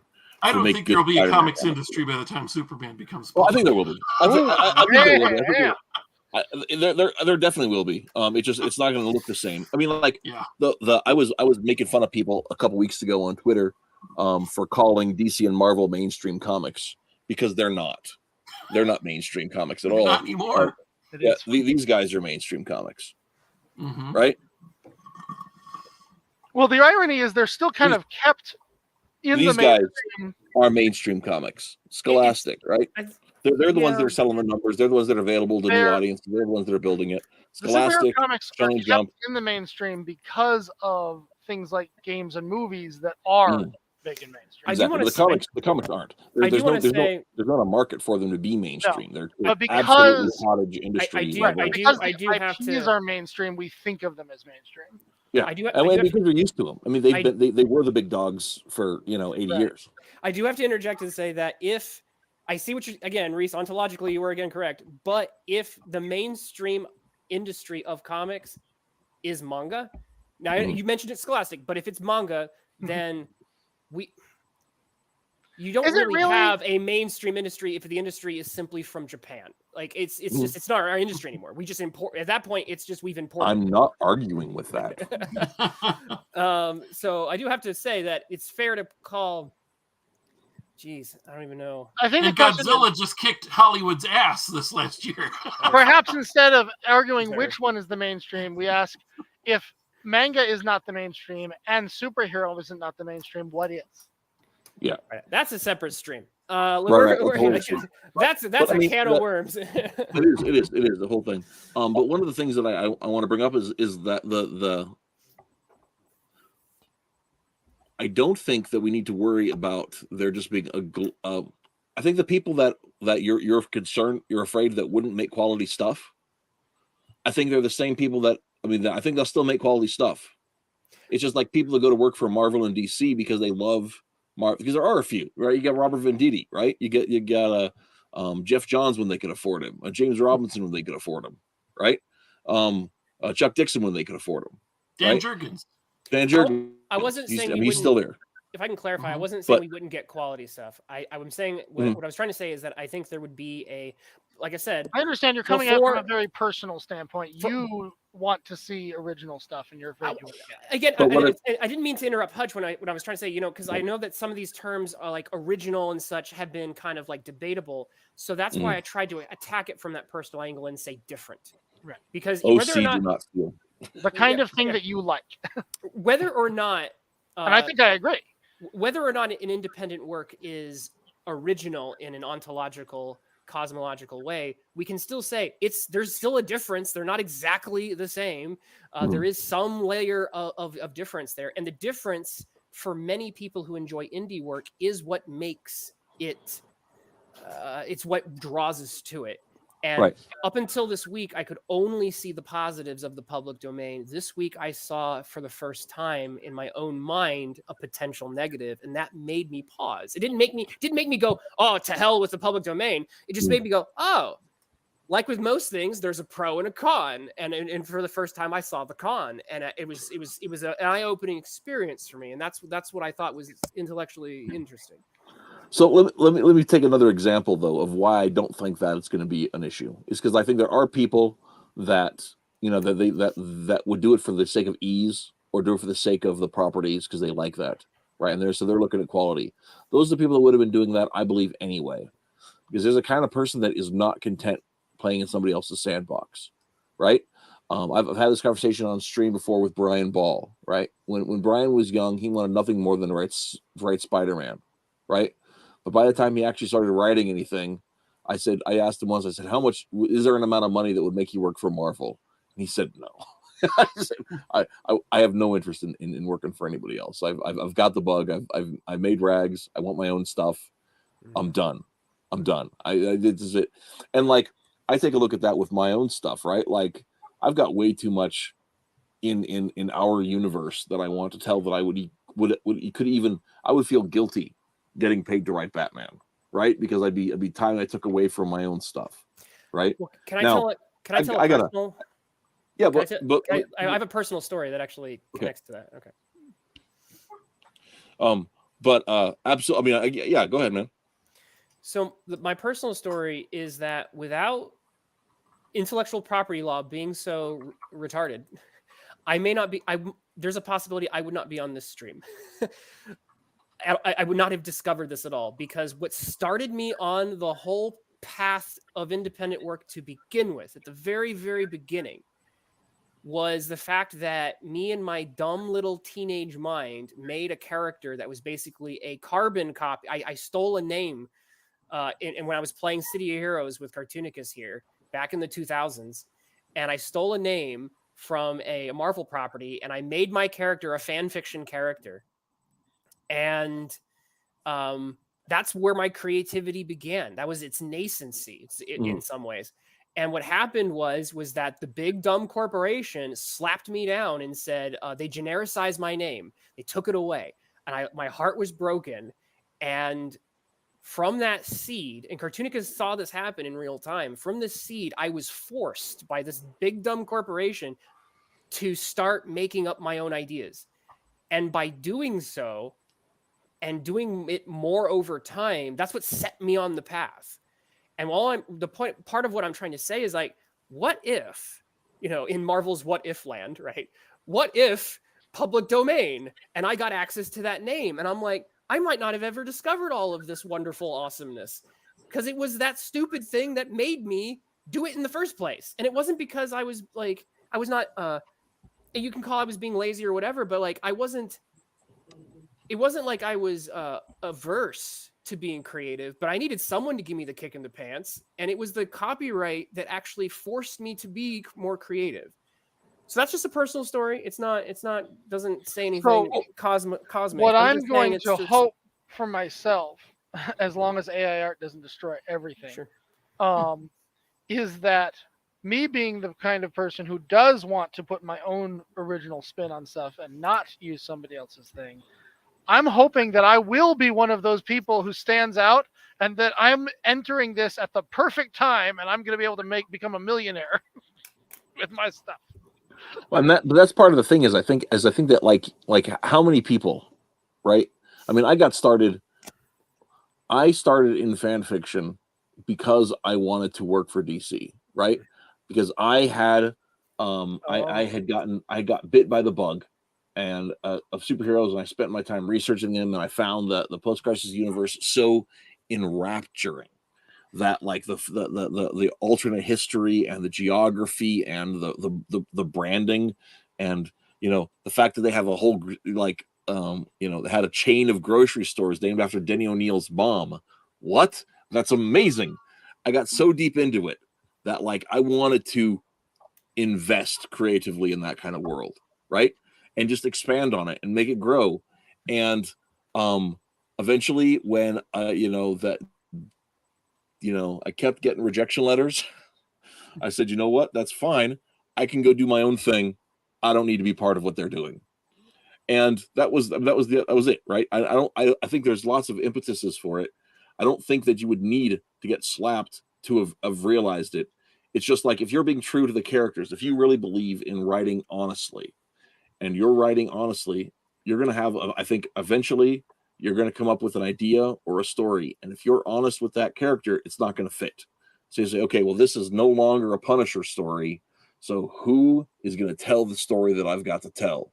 And I think you're going to separate from that anyway, if you're honest. If you're not, if you're just a hack, if you're somebody who just does whatever they want to do, then you're going to be one of those 7 people anyway. And if you're one of the 3 people, I think you're one of the 3 people anyway, because it's about what's inside. And I think honestly, you would have got the bug to make your own stories with your own rules anyway. I mean, I wasn't in fantasy. Yes, for superheroes, I was riding a different train there. So I totally agree with you, but I hate this because it's suddenly hitting me that if this is true, then it means that Holy Terror is a masterpiece, and I cannot handle that. I can't. I'm sorry. You mean the one by Frank Miller? Yes. I like that. I haven't read it. I like that one. Oh, of course you would. I'm doing you can have the spark of originality and still suck at what you're doing, or you can have I'm making more of a joke there.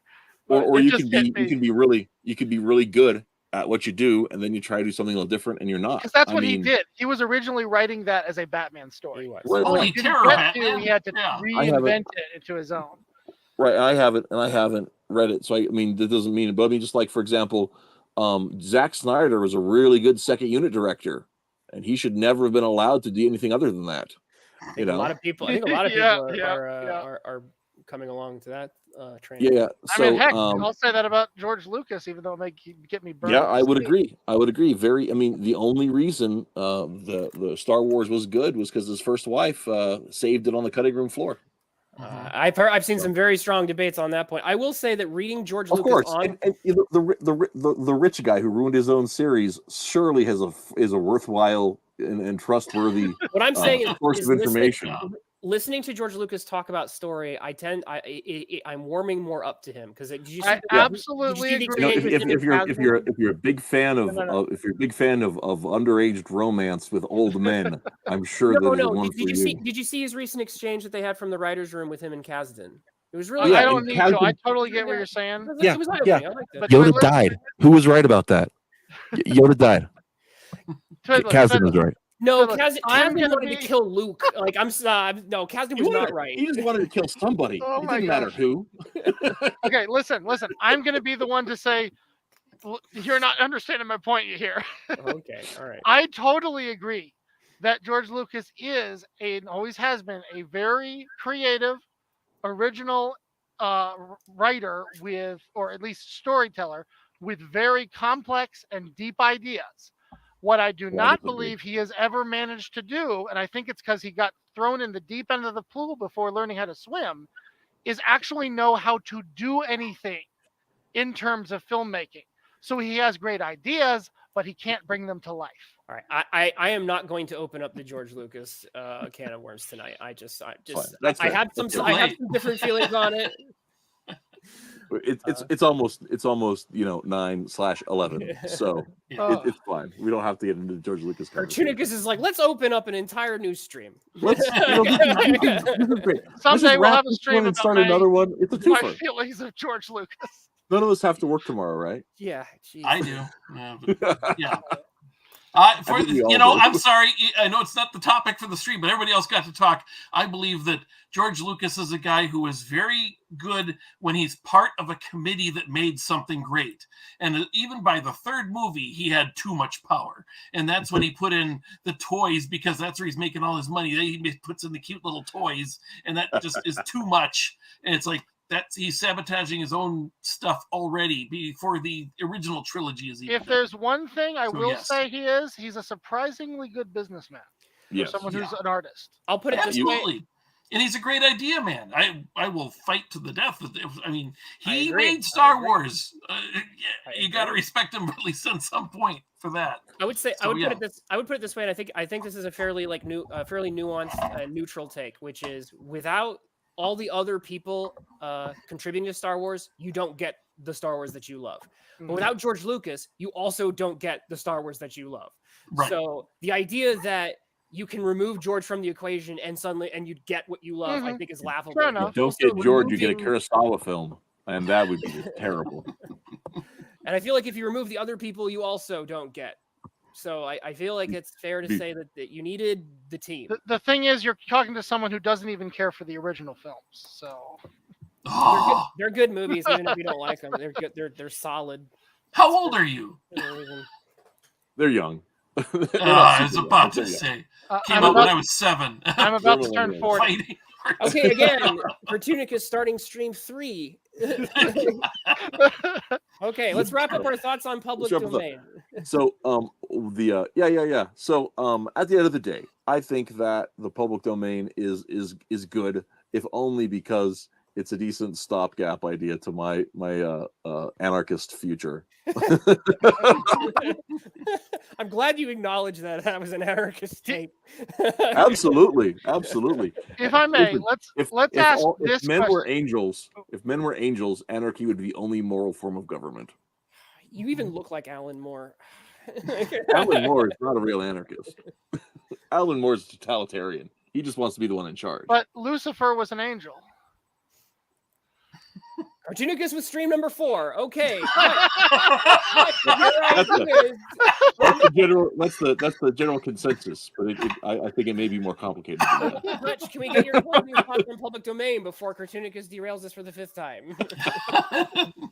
I believe that there are many people who love the stuff out there that will do a much better job than the people who own the rights right now in almost every case. And I really do believe that they should all be about 50 years. And if I'm all for fighting to move that back to about 50 for corporations. I think Star Trek is so much better off. In fact, it would probably survive if it was in the hands of the people who loved it and were carrying it on. Well, it's the same principle. Yeah. It's the same principle as the idea of the American government system, right? Like, all of us are smarter than our leaders. Mm-hmm. Not each of us individually, but as a group, we're just smarter than our leaders, and they should back the hell away, and we'll figure it out. And I think it's the same way when it comes to some of this stuff. You're going to have people. It's the anti-authoritarian streak that all Americans have. Yeah, that's just, yeah. You don't tell us what Superman is. I'll tell you what Superman is. Well, and do not comic book fans already act like that anyway? Well, absolutely, and that's why I don't think it would be any worse if we could make our own books. Yeah, I could. DC wouldn't let me do an elongated man. I would love to at least be able to publish it. And if you guys said he should be writing elongated man, maybe DC would pay. Oh my gosh! I don't know. It'll happen in your lifetime, though, won't it? Is that gonna? Not if it's 100 years. No. So I think I just realized something that may happen specifically with comic book superheroes, and they'll have to do it strategically because obviously a lot of this isn't going to be in the public domain for a long time. But I think you'll probably see a lot of writers attempt to fix some infamous stories, like what's it called? One More Day. Right, like well, let's not even talk about Kingdom Come because I know that always starts a fight. But how many? There's a lot of break. There's a lot of hated comic book stories out there, right? And I'll bet you everybody and their mother has an idea on how to do that story right. And there will be people who say, "All right, I'm going to create my own little version of here." Again, they'll have to. They can't really make it be Kingdom Come or something. They'll have to name it differently. They'll have to do some other things differently to separate it, but they'll probably be trying to create a sort of spiritual successor saying, that's how you do it, DC. That's how you do it, Marvel. People are already doing it. like the whole Jawbreakers story that your boy Zach did is just, it's just his version of the Marvel, blatantly, nakedly his version of the Marvel universe. Right, but I'm saying now they will actually be barely wearing Mardi Gras beads. It's but now they'll actually be doing it with the characters involved. Hutch, you get Elongated Man in 2055. That's feasible. Possibly, yeah. Let's see, 2055. So I'll have been retired for 10. I gotta figure out. You can still pull it off. It's still gonna happen. I'm 53 now. But the whole idea of that I had in my 20s, where in my 30s I would go to work for DC Comics and do this stuff. It never came to be, and it's just, and the funny thing is that DC, it's not like DC didn't let me write it because they were going to do great things with him. They almost immediately killed off his wife and then him. They didn't care about it. And it's like, and they own the rights to it. And the funny thing is, the guy who wrote that story wanted to write Elongated Man. And they're like, no, right where you kill him off. He's like, I like Elongated Man. They're like, we want you to kill him off. So that's what he did. I have no brief against Brad Meltzer, a good writer who really he's my exact age. And he grew up reading the exact same stuff as me. And he and Mark Waid and the Starman writer, whose name is Robinson. Yeah. Mm-hmm. They all wanted to write Elongated Man. DC, if Robinson couldn't do it at the height of his Starman clout, if Mark Waid couldn't do it, it's like I had no chance. Yeah, Robinson brought Starman into the last arc. Elongated Man into Starman. Yeah. Starman. Yeah, I know.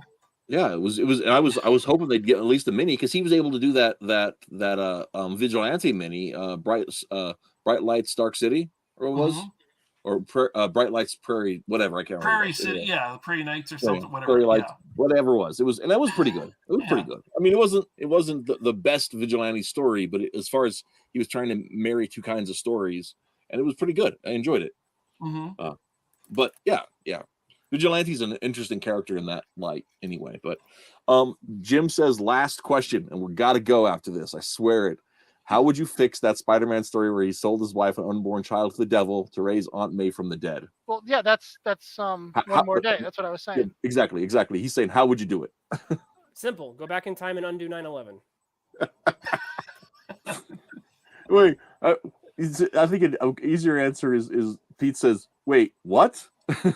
No. What? Get out of my living room, devil. Shoo. All right, now he's trolling. He brought up So- blankets Blankets. again.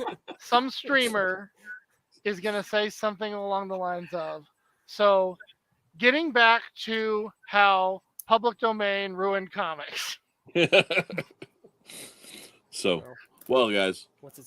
I think that's the story. That's the end of it. I think we'll call it next week. We're doing a show. We don't know what it's about for sure. Eventually, we're going to go back to Superman, but our good friend, the Metal, and our good friend and producer, the Metal, is going through a little something. His internet connection has been real spotty, and so he has said he is on indefinite hiatus. And we kind of wanted to wait to bring Superman, our review of the Superman stuff back until he can chime in, because he's really been enjoying that read through series. So next week we're going to make something up. Who knows what it'll be? Hopefully it'll be exciting and fiery and all the stuff that we like to do here on the old show. And thank you, Hutch. Thank you, Twitless. Thanks to Cartoonicus. And until next time, get out there and read some comics. I got this one in the mail, right there. Look at that. Yeah. Okay. Later, everybody. Have a great one.